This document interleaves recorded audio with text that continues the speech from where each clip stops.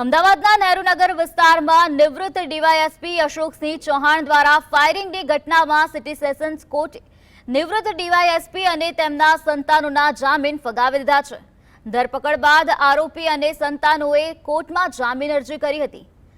અમદાવાદના પોશ ગણાતા સેટેલાઇટ વિસ્તારમાં આવેલા નહેરુનગર બસ સ્ટેન્ડની પાછળ દોડા દિવસે ફાયરિંગની ઘટના બનતા સમગ્ર પંથકમાં ભારે સનસનાટી મચી ગઈ છે।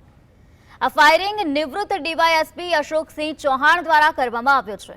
આ ઘટનાને પગલે સ્થાનિક પોલીસ સહિત ઉચ્ચ અધિકારીઓનો કાફલો ઘટના સ્થળે દોડી આવ્યો હતો। પ્રાથમિક તપાસમાં આ આખો મામલો કરોડો રૂપિયાની કિંમતી જમીનના વિવાદને લઈને સર્જાયો હોવાનું સામે આવ્યું છે।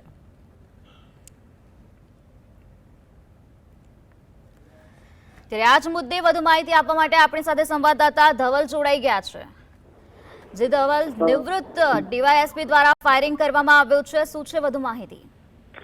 જી ચોક્કસથી નિરાલી વાત કરવામાં આવે તો ગત અઠવાડિયે અમદાવાદના નહેરુનગર બસ સ્ટેન્ડ પાસે જે ફાયરિંગ કરવાની ઘટના બની હતી, નિવૃત્ત ડીવાયએસપી અશોકસિંહ દ્વારા જે 4 થી 5 રાઉન્ડ છે તે ફાયરિંગ કરવામાં આવે તો ત્યારબાદ સેટેલાઇટ પોલીસ દ્વારા તેમની ધરપકડ કરીને કોર્ટમાં રજૂ કરવામાં આવે. કોર્ટે જે રિમાન્ડ અરજી છે તે નામંજૂર કરી હતી.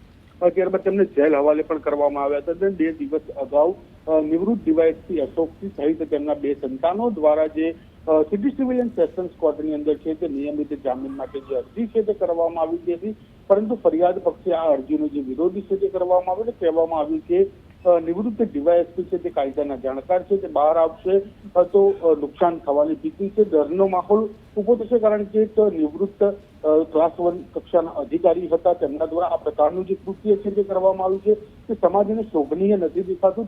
તેથી આ જામીન છે તે ના આપવા જોઈએ. તેથી જ city and civil sessions court દ્વારા બંને પક્ષે રજૂઆતો સાંભળ્યા બાદ જે કહી શકાય કે નિવૃત્ત ડીવાયએસપી અને તેમના બંને સંતાનો છે તેમના જે નિયમિત જામીન છે તે નામંજૂર કરવામાં આવે છે. એટલે કે હવે થોડા દિવસોની અંદર ગુજરાત હાઈકોર્ટમાં નિવૃત્ત ડીવાયએસપી અશોકસિંહ અને તેમના સંતાનો દ્વારા નિયમિત જામીન માટે અરજી કરવામાં આવે તેવી પ્રબળ શક્યતાઓ જોવા મળી રહી છે. ધવલ, સમગ્ર માહિતી આપવા બદલ આભાર.